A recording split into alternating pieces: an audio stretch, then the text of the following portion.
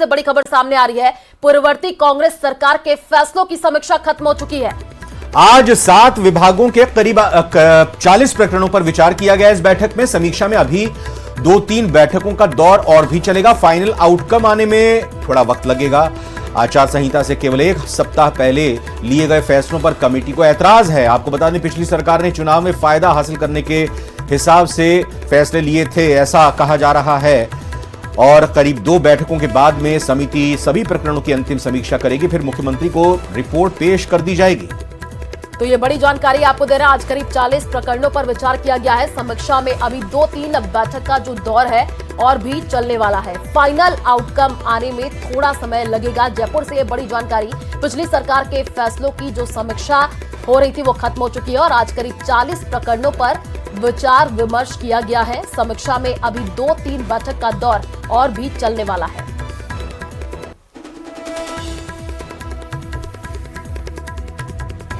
बहुत हमारी मीटिंग्स हुई हैं। अब स्लोली हम लास्ट इश्यूज पे आ रहे हैं और अनियमितताएं तो बहुत हुई हैं और अब ये हमारी लास्ट 1-2 मीटिंग ख़त्म करने के बाद फिर हमें टाइम खर्च करना पड़ेगा कि जो अनियमितताएं हैं उनके ऊपर फोकस करेंगे, क्योंकि बहुत इसमें घोटाले भी हुए हैं, इसके अंदर मिसयूज़ ऑफ पावर भी हुआ है और सबसे ज़्यादा मिसयूज़ हुआ है वो है कि जो आचार संहिता से कुछ हफ्ते पहले जो इन्होंने समाजों को सौगातें दिया, अरे दो तो सब समाज को दो ना, आप कुछ समाज को दे रहे हो। वो जो पॉलिटिकल गिमिक, जो वोट लेने वाला जो गिमिक है, वो इन्होंने जो ब्रह्मास्त्र इन्होंने लास्ट में फेंका है, वो उसके अंदर तो इन्होंने बिल्कुल, देखिए साहब, टैक्स पेयर का पैसा है। अब टैक्स पेयर का पैसा आपको जुडिशियसली आपको खर्च करना चाहिए। इन्होंने सौगातें दे के बस खाली वोट कैप्चरिंग के लिए, वो एक बहुत ही बड़ा इशू जो आता है कि भाई इन्होंने पब्लिक मनी मिसयूज किया। 7 विभागों के अनेक प्रकरणों पर आज विचार हुआ और मैं आपको बताऊं कि मुख्य रूप से जो प्रकरण आ रहे हैं, भूमि आवंटन के आ रहे हैं, उद्योग प्रयोजनार्थ भी है, सामाजिक प्रयोजनार्थ भी है और किसी प्रयोजनार्थ भी है। तो उनकी कैटेगरी करके जो विधिवत पारदर्शिता से आवंटन हुए हैं उसका उन तरह से एग्जामिन होगा और विद इन वीक आचार संहिता लगने के 1 सप्ताह या उससे 10 दिन के भीतर सारी प्रक्रिया जो ठीक नहीं लगती है, बहुत जल्दबाजी में जिनका आवंटन किया गया है और वो सामाजिक दृष्टि से भी उचित नहीं है, कानूनन भी उचित नहीं है, पैसे जमा नहीं हुए हैं, पोजीशन नहीं दिया है, लीज डीड नहीं हुआ है, उनका भी उस तरह से एग्जामिनेशन। और खैरथल तिजारा से एक बड़ी खबर आ रही है, जहां पर सड़क हादसे में बाइक पर सवार 2 भाइयों की मौत हो गई है। निजी स्कूल की बस ने दोनों को टक्कर मारी है। तो टप्पूकड़ा से ग्वालदा की ओर दोनों जा रहे थे। टप्पूकड़ा थाना पुलिस अब इस पूरे मामले की जांच करने में जुटी हुई है। ये बड़ी जानकारी आपको दे रहे हैं खैरथल तिजारा से। ये बड़ी खबर, जहां पर सड़क हादसे में बाइक सवार 2 भाइयों की मौत हो गई है। निजी स्कूल की बस ने दोनों को टक्कर मारी है। तस्वीरें भी सामने आई है, आप देखिए। पुलिस प्रशासन मौके पर पहुंची है, पूरे मामले की जांच पड़ताल की जा रही है। टप्पूकड़ा से ग्वालदा की ओर दोनों जा रहे थे, तभी यह हादसा हो गया।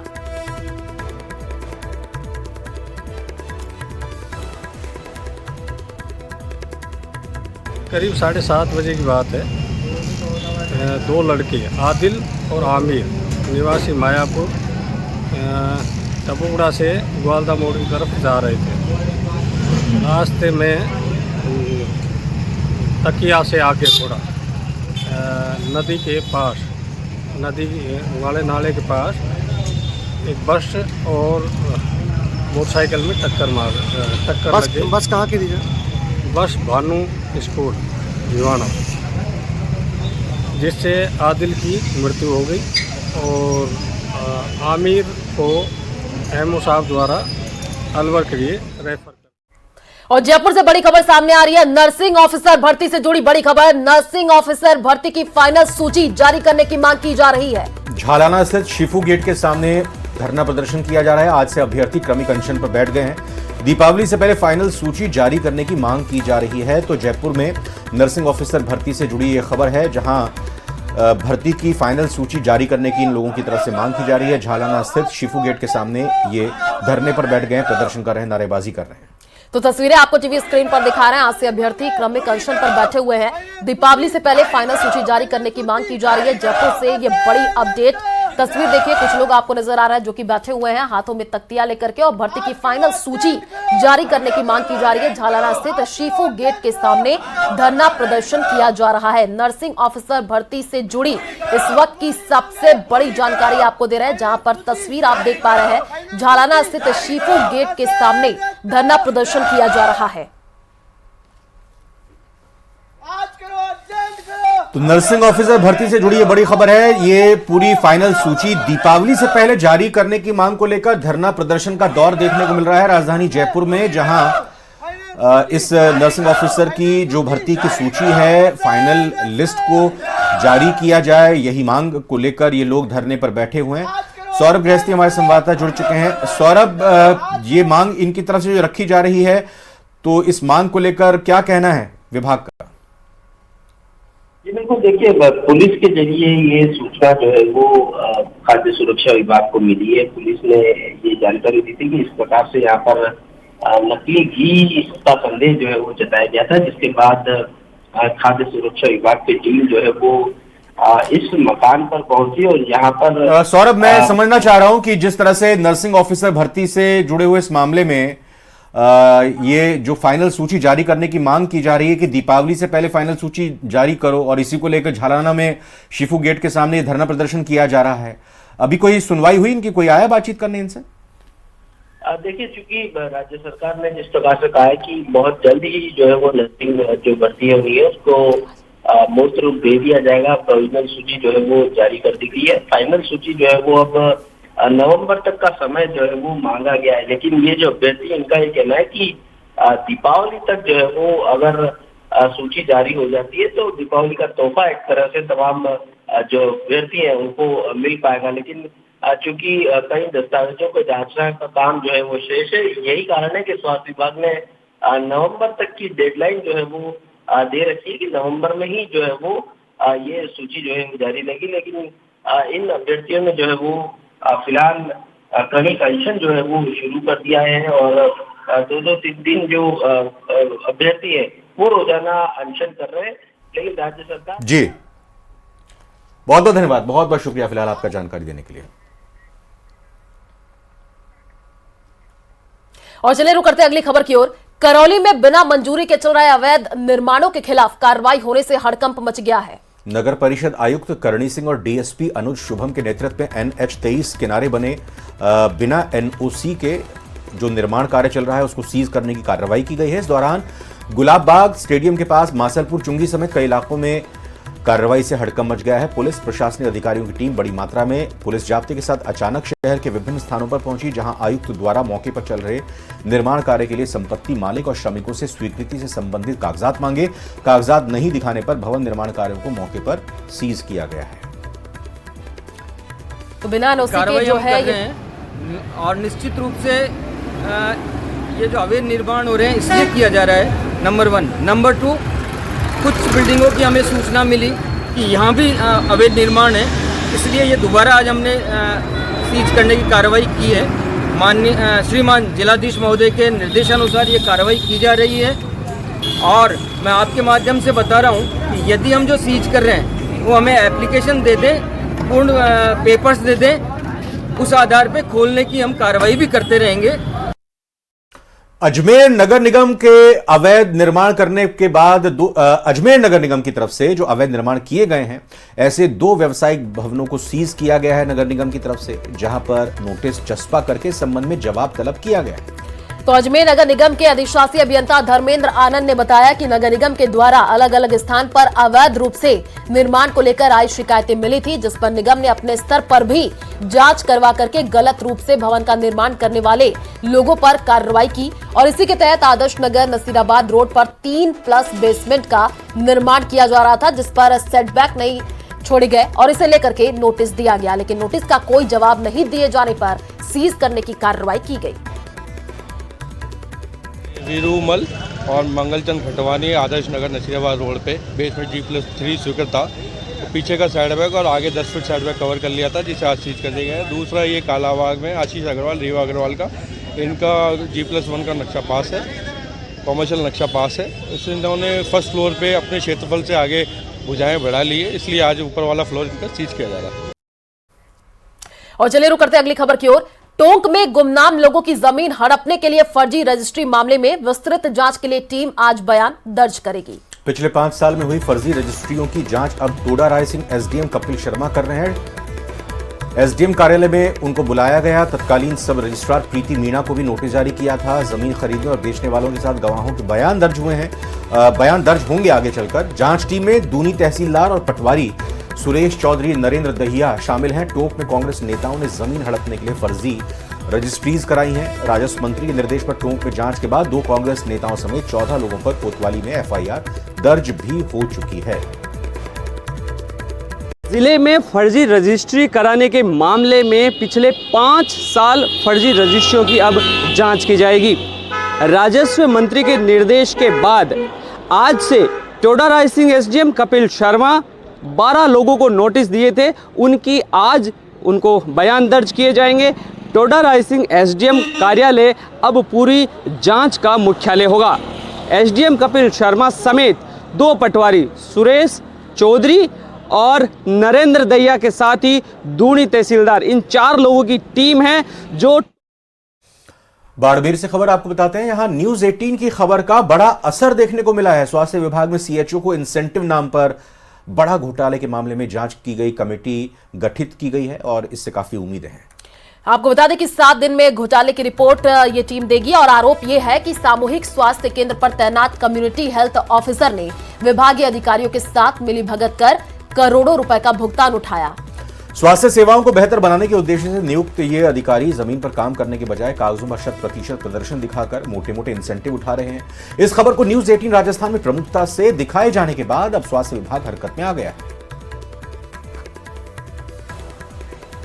ये है कि 15 इंडिकेटर पर एक इंडिकेटर पे हम सीएचओ को 1000 रुपये का इंसेंटिव देते हैं। ये इंसेंटिव बीसीएमओ लेवल पे दिया जाता है। जैसा कि आपने फरमाया कि 7% ही काम हुआ है, क्योंकि इसको वेरीफाई बीसीएमओ द्वारा किया जाता है।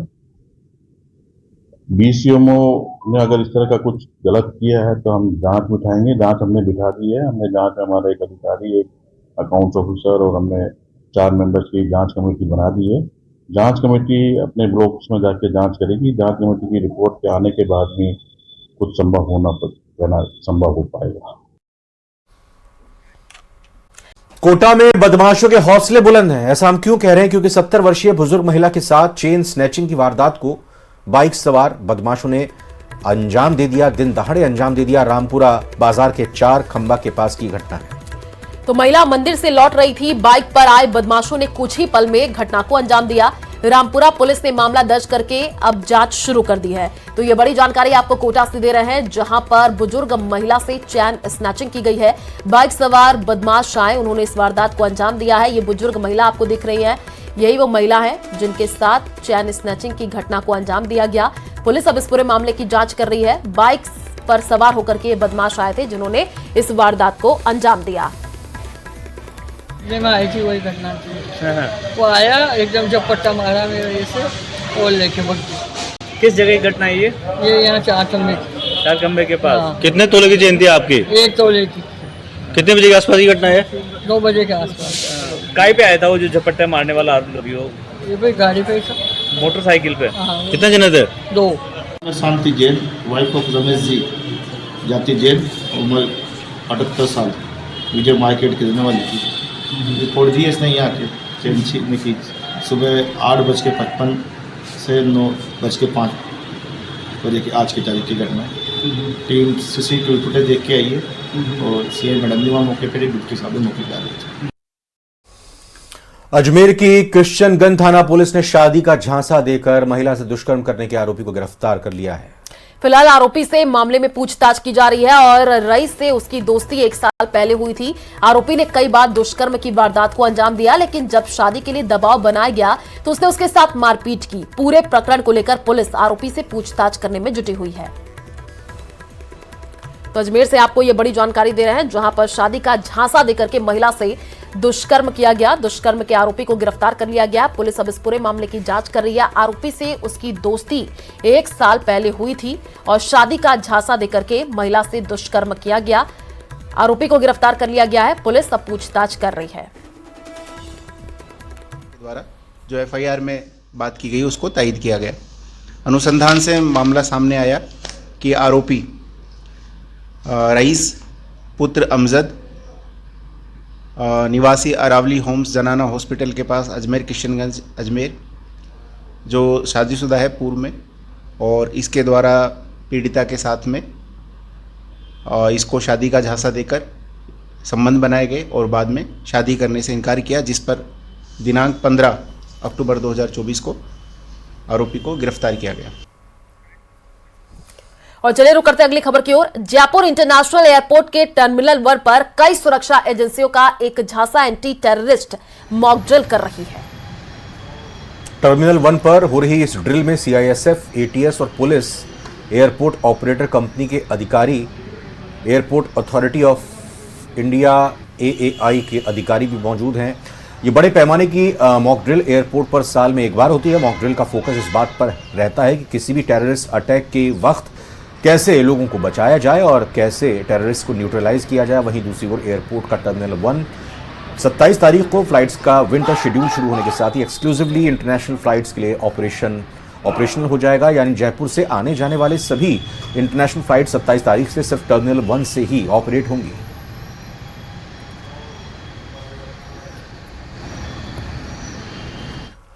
उदय पाली जिले में रबी की फसल के लिए किसानों को डीएपी खाद के लिए लंबे समय से क्रय विक्रय सहकारी समिति ऑफिस के चक्कर लगाने पड़ रहे हैं। किसान सवेरे से जल्दी ही कतारों में लग जाते हैं ताकि उन्हें खाद के कट्टे मिल जाएं। लेकिन घंटों कतारों में खड़े रहने के बावजूद उन्हें महज 4 कट्टे खाद देकर के रवाना कर दिया जाता है, जबकि उनकी जमीनों के आधार पर खाद न के बराबर मिलती है। और खाद की कमी आने का सबसे बड़ा कारण है जिले में इस बार अच्छी बारिश और बांधों के भरने के चलते इस बार रबी की फसलों की अच्छी बुआई होगी। वही डिमांड के अनुसार खाद नहीं मिल रही, इसके चलते भी अव्यवस्था का सामना करना पड़ रहा है। को हमने डिमांड भेजी थी 1000 मैट्रिक टन की चॉइस नो के जरिए लेटर, पर आज पहले उनकी सप्लाई हुई है जो 30 मैट्रिक टन है। इस वजह से डिमांड ज़्यादा है और सप्लाई कम है। इस वजह से ये रोस है। हमारी संभावना है, हम कांटेक्ट कर रहे हैं इनको से और उनके जो भी कॉन्ट्रेक्टर है वहाँ से कि जल्द से जल्द माल में सप्लाई हो जाए, जिससे क्या हो ये लॉ एंड ऑर्डर भी मेंटेन हो जाए और इनकी सप्लाई भी टाइमली प्रोसीड करवा दें। हम खाद लेने के लिए आए डीएपी, सुबह 6 बजे से खड़े हैं हम। अब तक 4 कट्टे मिले हैं हमको, 25 कट्टे की, मेरे को 25 कट्टे की आवश्यकता है, लेकिन खाद 4 कट्टे मिले हैं। सुबह 5 बजे यहाँ दुकान के आगे लाइन लगाई है, 12 बजे तक 12 बजे यहाँ गाड़ी पहुँची और लोग सारा जितना मतलब इतना दुखी है, कोई सीमा नहीं है। खाद टाइम पर नहीं आ रहा है। औरतों की लाइन लगी है, कम से कम 200 से 250 लोग औरतें खड़ी है और बूढ़ा आदमी खड़ा है यहाँ लाइन में और खाद की कोई व्यवस्था नहीं है। और डीग जिले से बड़ी खबर सामने आ रही है। स्कूल की 4 दीवारी करने के दौरान फायरिंग, ये बड़ी अपडेट आपको दे रहा है। अतिक्रमणकारियों ने जो है अंधाधुंध फायरिंग की है। तो आपको बता दें कि अतिक्रमणकारियों की तरफ से अंधाधुंध फायरिंग की गई है। 4 दीवारी करवाने गए सरपंच पर कई राउंड फायरिंग इनकी तरफ से की गई है। मौके से सरपंच और निर्माण कार्य कर रहे लोग जान बचाकर भाग खड़े हुए हैं। तो कितना बड़ा ये मामला बन गया है। डीग जिले में स्कूल की 4 दीवारी की जा रही थी। स्कूल की 4 दीवारी जब की जा रही थी उसी दौरान फायरिंग होती है। अतिक्रमणकारियों ने अंधाधुंध फायरिंग कर दी। चूंकि 4 दीवारी जब सरपंच की तरफ से करवाई जा रही थी स्कूल की, तो ये साफ तौर पर शासकीय जमीन है, स्कूल की जमीन है और 4 दीवारी करना पसंद नहीं आया, रास नहीं आया अतिक्रमणकारियों को और उनकी तरफ से इस काम को रोकने के लिए फायरिंग कर दी गई। इस पूरी खबर पर सीधा अपडेट लेते हैं। हमारे संवाददाता दीपक पुरी जुड़ चुके हैं और जानकारी के साथ। दीपक, कोई घायल तो नहीं हुआ इस गोलीबारी में? पुलिस तक पहुंचा मामला?